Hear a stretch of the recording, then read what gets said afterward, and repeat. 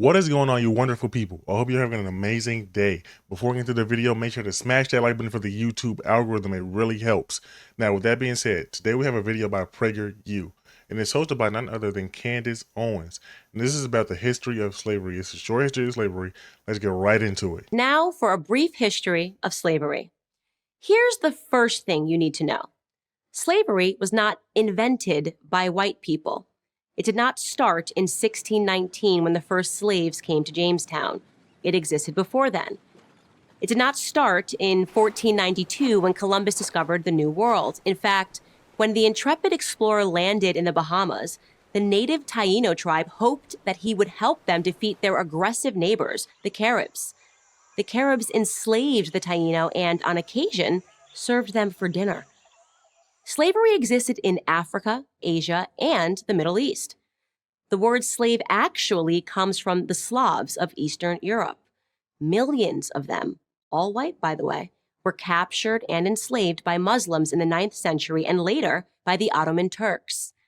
Slavery existed when the Roman Empire controlled the Mediterranean and most of Europe from the 1st through the 5th centuries.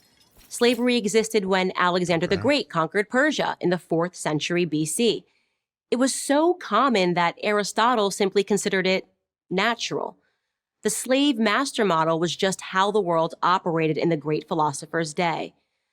Slavery existed during the time of the ancient Egyptians 5,000 years ago. As far back as we can go in human history, we find slavery. As renowned historian John Steele Gordon notes from time immemorial, slaves were a major item of commerce. As much as a third of the population of the ancient world was enslaved. Here's the second thing you need to know. White people were the first to formally put an end to slavery. In 1833, Britain was the first country in the history of the world to pass a Slavery Abolition Act. They were quickly followed by France, who in 1848 abolished slavery in her many colonies. Then, of course, came the 13th Amendment in the United States Constitution. After centuries of human slavery, white men led the world in putting an end to the abhorrent practice. Isn't it ironic that the only people today that get blamed for slavery is white people? But in fact, they're the first people to put in practice slave trades and all of that stuff in their countries, in their nations. That's so ironic to me. That includes the 300,000 Union soldiers, overwhelmingly white, who died during the Civil War. Now, am I saying that this makes white people better than anyone else? Of course not. My purpose here is to simply tell the truth, and the truth is that human history is complicated. No one, regardless of skin color, stands guiltless. Yet today we are never told to consider the murderous Persian Empire or the cannibalism of indigenous tribes of North and South America or the heinous actions under the imperialistic Muslim, Chinese, Mongol, or Japanese empires, to name just a few. Instead, we're told that slavery is a white phenomenon. What? And like all persistent lies, this lie spawns a bunch of other lies. On social media, I come across extraordinary depictions about how Africans lived like pharaohs before Europeans came and laid waste to their paradise. I wish any of this were true, but it's not. It's fantasy. The truth is that Africans were sold into slavery by other Black Africans, and in many cases, sold for items as trivial as gin and mirrors. Whites didn't go into the interior and Sold for nothing but gin and mirrors? That's all they sold their people for? Wow. That just shows you right there how little they thought of their own people.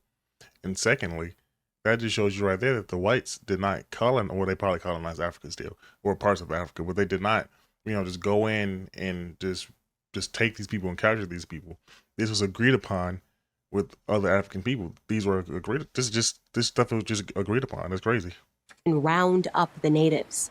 They waited on the coast for their Black partners to bring them Black bodies.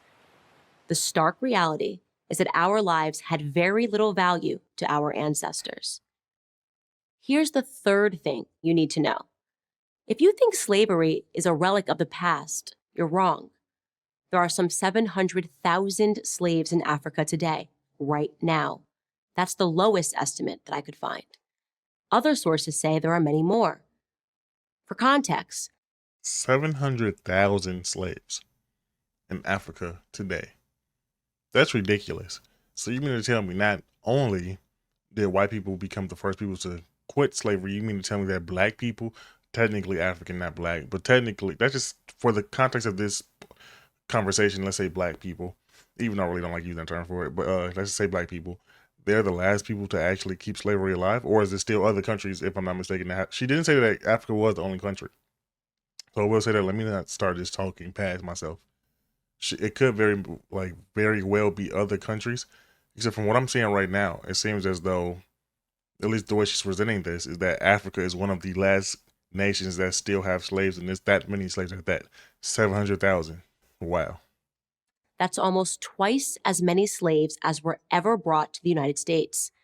Child soldiers, human trafficking, forced labor, these are the conditions that currently exist within the same sub-Saharan region where the transatlantic slave trade originated. That's crazy.